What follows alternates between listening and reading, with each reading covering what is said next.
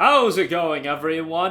The PlayStation Store Spring Sale is going on right now, and look, I recommend this game all the time whenever we do our under $5, or actually usually under $10 videos, but right now I have to mention it even more because this discount for this great game, a great game from 2008 that got remastered, it's too spicy to not recommend and get you guys to pick it up if you have yet to. So we'll talk about that. And for those of you that have been pushing back on buying a lot of digital games, I got some physical deals for you as well that we're going to get to in a little bit.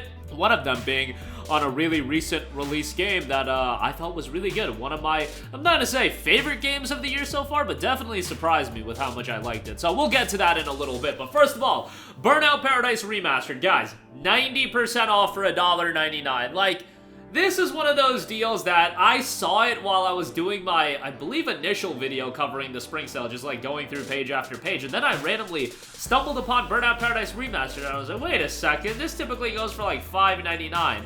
Yes, it is $1.99 right now, and I don't know, maybe it's just like the cheapskate in me making such a big deal out of a $4 discrepancy, but you know what? When you're slashing an already cheap game to a third of the cheap price, I gotta give it a more strong recommendation. Burnout Paradise is a great game. I played it back in January of 08 when it initially came out, and they remastered it. I want to say it was back, gotta be like 2017 at this point, 2018, and while the remaster was fine, it wasn't anything to write home about, it's still Burnout Paradise at the end of the day. Burnout Paradise, I want to say, was the last real Burnout game that was released. Am I wrong about that? I really believe it was. Man, Burnout as a franchise has just gone MIA, hasn't it? That is so depressing to think about, but what can you do? Burnout Paradise was an awesome game from an open world racing game standpoint. You hadn't seen a lot of open world arcade racers at that point. Like, I know now Forza Horizon has kind of set the standard, or my perceived standard for open world arcade racers, and somebody's gonna bring something up that's gonna make me look like a schmuck, but Forza Horizon, out of what I've played, is a game that I really enjoy. But Burnout Paradise, going back to 2008,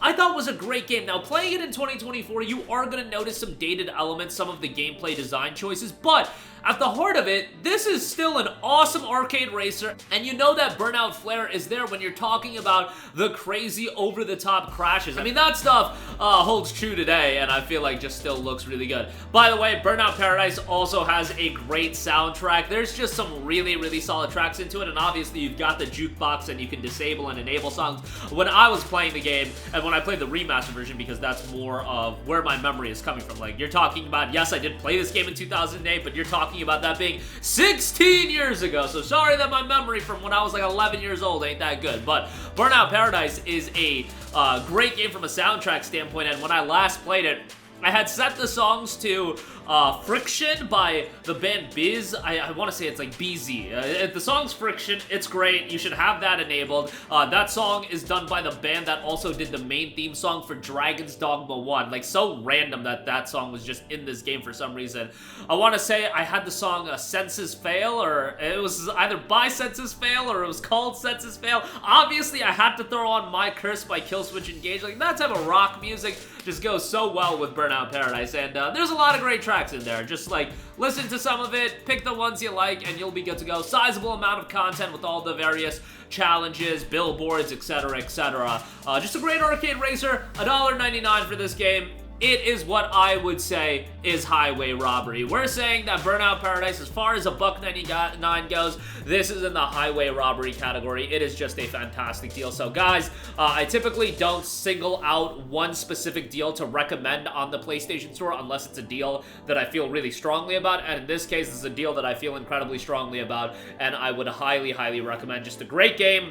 And I don't know if we're ever going to see another Burnout title, but it would be great. But nonetheless, there you go with that. Burnout Paradise, $1.99. For those of you that don't have it, certainly should be in your library. A fantastic deal there. Moving on from that, let's highlight some good physical deals for those of you that don't want to buy stuff digitally. I mean, yo, don't buy stuff digitally. I'm totally okay with that thought process, but for $1.99, I mean, like, come on. You're not going to find Burnout Paradise Remastered for $1.99 physically, so just keep that in mind. Let's talk some physical deals, though. Prince of Persia: The Lost Crown, 40% off for $29.99. I think a lot of people would view the $29.99 price point as probably the price point the game should have came out at. $50 was a little bit hefty of a price. $60 early access gimmick, Ubisoft being Ubisoft as far as that's concerned, but when you talk about what the developers did with this game, man, they knocked it out of the park with Prince of Persia: The Lost Crown. I thought it was just a fantastic Metroidvania. From a gameplay standpoint, the boss fights were great, art style's fantastic, story I didn't think was blow away, but I thought it was perfectly fine.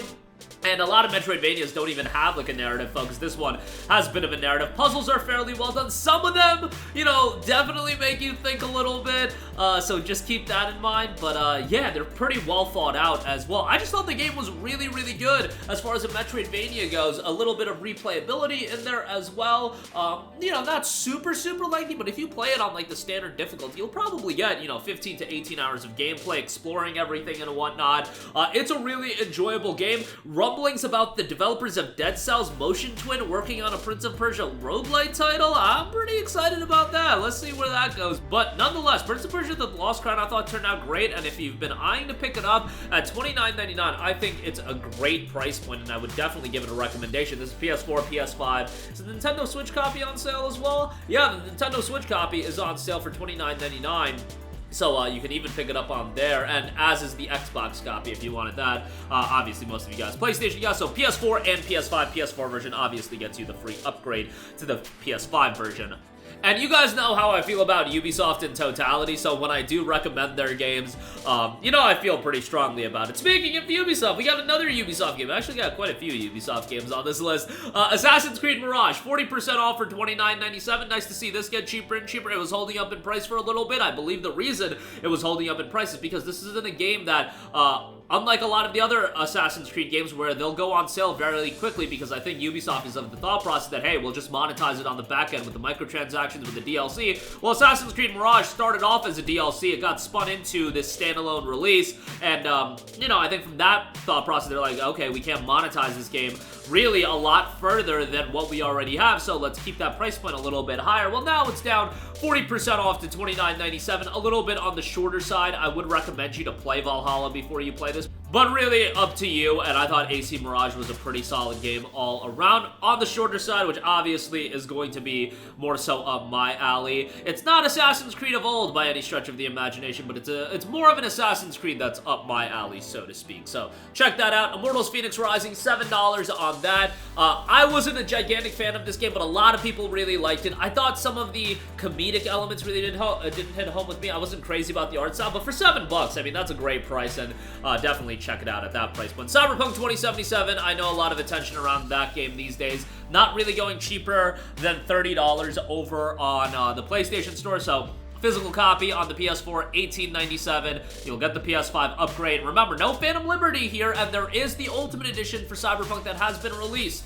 At some point, that Ultimate Edition is going to get cheaper and cheaper. Maybe by this fall, it'll be down to like $30 during Black Friday, and I think a lot of people are going to check it out then. If you want to wait longer, that might be the most advantageous time to pick up Cyberpunk 2077. The game was announced in 2011. You waited like 10 years to play the game. You waited a bunch more years for the game to get fixed. The DLC came out. If you have yet to play it, what's waiting another 6 months, 7 months gonna do as Black Friday rolls around? I don't know. That's up to you. Lastly, Sonic Frontiers, 55% off for $26.96. It's another game that's been holding up in price. I mean, it came out back in 2022, right? Yeah, fall of 2022. Been a year and a half, and it hasn't gone below $20, but $26.96 I still think is a pretty good buy. Love the game. Soundtrack is tremendous. Gameplay solid. Can they develop on it? Can they build upon it? Absolutely, but what they've got as far as a foundation for what this IP could be, if they want to do a Frontiers 2, if they want to do whatever, there's a lot of potential here, and this game knocked it out of the park commercially, so I do think we're going to get a follow-up at some point. But that is going to do it for me. Again, a lot of great deals available, but really did want to highlight that Burnout Paradise deal. That deal is tremendous, so check that out. Links in the description box below, as always.